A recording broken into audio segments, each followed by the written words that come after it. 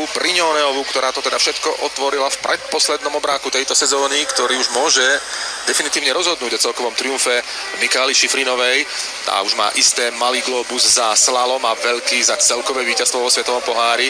A veľmi blízko je k malým globusom aj v obráku i v Super G. Ale teraz Federica Brignoneová, ktorá bola prakticky predurčená k tomu, aby sa stala alpskou lyžiarkou, keďže jej mama Rosa Maria Coariová bola veľkou hviezdou v začiatku 80. rokov a talianskou jednotkou v technických disciplínach. Brignoneová už znovu prekonala. Áno, tú časť, ktorú sme videli, sme mohli vidieť, že Frederika išla čisto až na konci roviny, začala točiť trošku pod bránou, kde, ako som už spomínala aj na prehliadke trate, tie brány sú naozaj zatvorené a tá rýchlosť dnes nie je až taká veľká a myslím si, že práve tam trošku toho času stratila. Je veľký predpoklad, že víťazku opäť spoznáme z elitnej sedmičky. Napokon všetky obráky tak skončili. Nikto mimo elitnej sedmičky sa zatiaľ z víťazstva v obrovských slalomoch svetového pohára netešil. 3-krát vyhrala Šifrinová, 2-krát Vlhová a po jednom víťazstve má práve Brignoneová a takisto Tessa Vorliová, ktorá v tejto chvíli odštartovala s číslom 2. Vorliová vyhrala práve ten úplne prvý obrák sezóny na ľadovci Rettenbach v Celdene a je to naozaj veľká špecialistka na túto disciplínu. Áno, a je to práve tá pretekárka, ktorá môže dnes ohroziť Michaelu. Aj keď Tessa začala veľmi dobre svoju sezónu, ale potom prišli veľké problémy s kolenom a lyžuje vo veľkých bolestiach, takisto na tréningu a nie je to pre ňu ľahké. Tie kilometre jej naozaj veľmi chýbajú a povedala, že na tréningu sa snaží jazdiť bez tabletiek proti bolesti, ale na preteky si tie tabletky dáva, aby na tú bolesť nemyslela, aby sa mohla sústrediť na ten samotný výkon, takže je to veľká škoda, pretože naozaj na tú sezónu bola pripravená výborne tým, že vyhrala hneď prvé preteky sezóny. Teraz sme mohli vidieť, že v tej vrchnej časti tam boli drobné chybičky a dnes naozaj ten kopec pretekár nesmie robiť tie chyby, pretože tohoto bude stať veľmi veľa času a myslím si, že aj divák vidí, že tá rýchlosť naozaj nie je veľmi vysoká a ten obrak je naozaj veľmi zatvorený, skoro až do poslednej brány. A Vorliová má stratu na Brignoneovu 72 sekundy. Seržantka francúzskej armády, absolútna špecialistka na obrovský slalom. Stráca, ako sme spomínali, 81 bodov z druhej pozície v celkovej klasifikácii obrovského slalomu na vedúcu Michaelu Šifrinovú, takže ešte je v hre o malý globus. A takisto sú to podmienky, ktoré Tessa nemá veľmi rada. Ak si všimnete na spomalenom zábere, má takú tyč na prvej časti lyží, kde vlastne je to jediná z dievčat, ktorá jazdí na týchto lyžiach a práve tieto lyže jej dovolujú, keď je trať ľadová, ísť tie oblúky naozaj čisto bez toho, že by sa tá lyža nejako pohla v tom oblúku, takže tiež je to pre ňu takisto trošku boj dnes. Výborná horná časť trate v podaní Viktória Rebensburgovej, uradujúcej vicemajsterky sveta zo švédskeho Åre, kde naozaj už veľmi výrazne útočila na zlato, ale napokon stratila náskok v záverečnej pasáži a Petra Vlhová sa stala majsterkou sveta na našu veľkú radosť. Rebensburgová je aj olympijskou víťazkou v tejto disciplíne. 3 malé globusy za obrovský slalom má vo svojej vitríne, takže veľká konzistencia výsledkov a výkonov ju zdobí.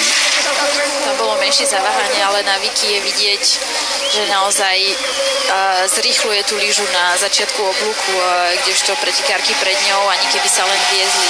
A na Viktórii je naozaj vidieť, že tie lyže naozaj ženie dopredu od prvej brány a preto aj ten náskok je taký veľký oproti tým podmienkom pretekárkam. Vyzerá to tak, že výrazne zdolá Federiku Brignoneovú a je to napokon v cieli o 61 sekundy.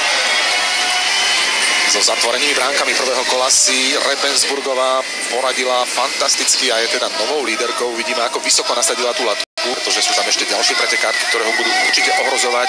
Predovšetkým Petra Vlhová a Michaela Šifrinová so štartovými číslami 5, respektíve 6. Od štartového čísla 4 Wendy Holdenerovej to príliš neočakávame, pretože predsa len obrovský slalom nemá jej podaní až takú úroveň v tejto sezóne, ale uvidíme.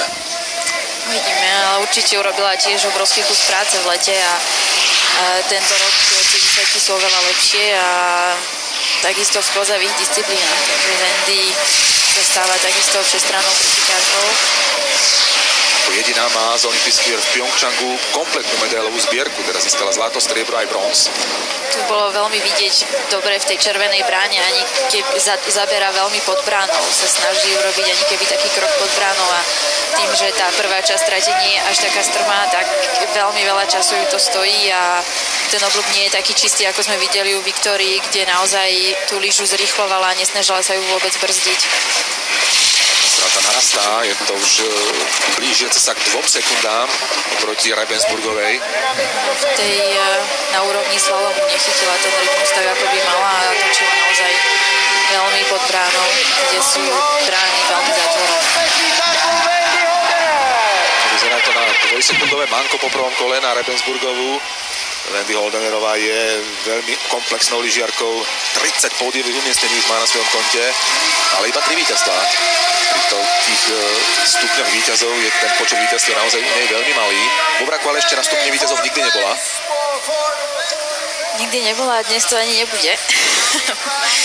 Zatiaľ ešte potrebuje veľa pracovať, aby aj v tejto disciplíne bola v tej úplne najväčšej elite, aj keď je v sedmičke. Momentálne však v úvodzovkách iba preto, lebo je zranená Rakúšanka Štefany Brunerová, ktorá by tam inak bola na miesto Holdenerovej. So štartovým číslom 5 Petra Vlhová a to je pre nás tá najzaujímavejšia jazda prvého kola bezkonkurenčne a Petra formu má vynikajúcu, udržuje si ju po majstrovstvách sveta. Hovorili sme o jej výbornej účasti, tam bol veľký problém, ale zvládla to na vnútornej lyži a udržala ešte ako takú líniu jazdy. Áno, bolo tam zaváhanie na vnútornej lyži a je to veľká škoda, pretože Petra začala naozaj, chytila rytmus od prvej brány a bolo to na tej najrovnejšej časti, ale ešte do cieľa je ďaleko, takže si myslím, že teraz sa bude snažiť na tie lyže. Tradičný silový prístup v jej technike, ako vždy Petra Vlhová aj pri chybách dokáže vyhrávať, čo je o to neuveriteľnejšie. Pamätáme si na tie zaváhania na majstrovstvách sveta, napriek tomu z toho bola zlatá medaila, rovnako na Európskom pohári v Jasnej to boli jazdy s chybami a bolo z toho víťazstvo. Tu už stiahla, ako môžeme vidieť, takže ja si myslím, že stiahne ešte aj tu a je to tak a ešte napokon z toho môže byť aj vyhrané prvé kolo. Petra Vlhová už iba 900 sekundy stráca na Viktóriu Ravensburgovú a tá nemala úplne ideálnu záverečnú pasáž, takže je tu šanca na prvé miesto v priebežnom poradí a je to tak. Petra Vlhová o takmer pol sekundy zdoláva Ravensburgovú. Aj napriek tej chybe to úplne vynulovala a naopak získala ešte dobrú takmer pol sekundu na svoju najväčšiu superku na majstrovstvách sveta vo hre. Áno, presne tak. Išla naozaj tú spodnú časť, išla tak ako vie a ako aj začala. Keby tam tá chyba nebola, tak ten náskok by bol naozaj obrovský, aj keď si myslím, že už je dosť veľký. Takže teraz uvidíme, čo dokáže s tým Michaela urobiť, ale Petra išla naozaj dnes výborne. A opäť s chybami a opäť víťazí. A to je to cenejšie, že pri rezervách, ktoré má, dosahuje takéto časy a takéto výkony a výsledky. Michaela bude mať problémy určite bojovať s tým časom. Bude, ale na prvom medzičase bude možno rýchlejšie tým, že tam bola tá chyba, ale rozhodovať sa to bude potom. Je to tak a teraz očakávame ešte náskok Michaely. A je veľmi malý, takže ja si myslím, že dnes to bude mať ťažké s Petrou. Ale má životnú sezónu, napriek tomu môže získať 4 globusy v rámci jednej sezóny, čo by bolo neuveriteľné. Veľký globus už má istý, rovnako malý za slalom. Blízko má zisky malých globusov a vidíme, strata už je takmer polsekundová a Michaela spravila ďalšiu chybu. Ďalšia. Tak to je jasné, že na Petru nebude mať a ten náskok Petry narastie. Tá jazda vôbec nie je taká čistá a nie je si taká istá, ako si bola Petra, aj keď Petra mala tamto drobné zaváhanie, tá strata už je naozaj obrovská. Bude viac ako sekundová, pretože Petra mala ten záver fantastický, tam zvyšovala náskok na Ravensburgovú a Michaela bude tretia zrejme v tejto chvíli, nie, štvrtá, sekundu a 33 stotín zaostala za Petrou Vlhovou. Tak to je fantastické, Petra za nevyhrá prvé kolo.